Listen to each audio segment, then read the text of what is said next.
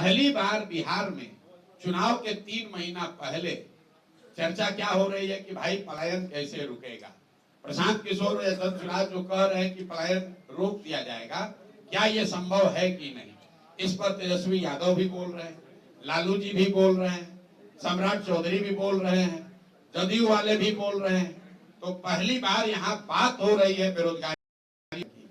अंतर ये है कि पहले जब बात होती थी पलायन की कि भाई बहुत सारे लड़के बाहर जाते हैं, तो लालू जी, नीतीश जी जैसे लोग क्या कहते थे, आप लोग भी क्या कहते थे कि भाई बिहार का बच्चा बाहर नहीं जाएगा तो दिल्ली बॉम्बे की व्यवस्था ठप हो जाएगी। उसी को बिहारियों ने अपना सम्मान बना लिया था कि हम ही लोग दिल्ली बॉम्बे का व्यवस्था चला रहे हैं, वहां का साफ सफाई हम करते हैं, टैक्सी हम चलाते हैं। लड़के जाते हैं, हंसते कहते हैं, अरे भैया हम तो जाते हैं, सब बिहारी का मिलता है। पहली बार जब सुराज ने, प्रशांत किशोर ने ये कहा कि हमारे बच्चे, बिहार के बच्चे बॉम्बे में, दिल्ली में, कर्नाटक में, महाराष्ट्र में, गुजरात में, बंगाल में अगर जाकर टैक्सी चला रहे हैं, दुकान चला रहे हैं, ठेला लगा रहे हैं, साफ सफाई कर रहे हैं, तो ये गौरव की बात नहीं है। लिख लीजिए इस बात को। ये पहली बार धारा के विपरीत हमने बात उठाई है। ये गौरव की बात नहीं है। काम कोई भी खराब नहीं है, लेकिन अपने बाल बच्चों का पेट भरने के लिए मजबूरी में गया से, औरंगाबाद से यहाँ के अपना घर परिवार छोड़कर बॉम्बे में जाकर ठेला लगाना, ये गौरव की बात नहीं है।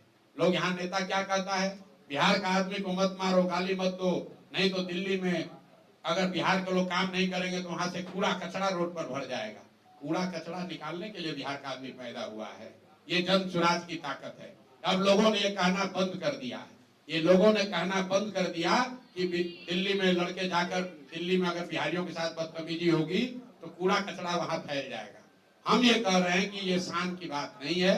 शान की बात तब होती जब बिहार के लड़के बिहार में काम कर रहे होते, हम लोग इतनी सब्जी, इतना फल यहाँ उगा रहे होते, इतना लीची आम उगा रहे होते कि बताते कि अगर बिहारी कह के गाली दोगे तो यहाँ से भेजना बंद कर देंगे, दिल्ली में तुम्हारा खाना रुक जाएगा।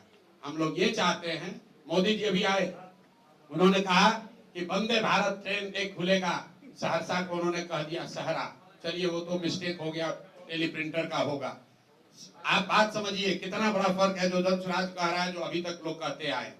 मोदी जी ने मधुबनी में कहा कि सहरसा से एक नई आधुनिक ट्रेन दी जाएगी जिससे श्रमिक परिवार के बच्चे गुजरात और महाराष्ट्र में जाएंगे, उनको जाने में सुविधा होगी। पत्रकारों ने लिखा, आप लोग भी यूट्यूब पर चलाए, मोदी ने 4 ट्रेन का गिफ्ट दिया। नेता लोग कह रहे हैं देखिए मोदी जी आकर कितना बड़ा काम किए हैं।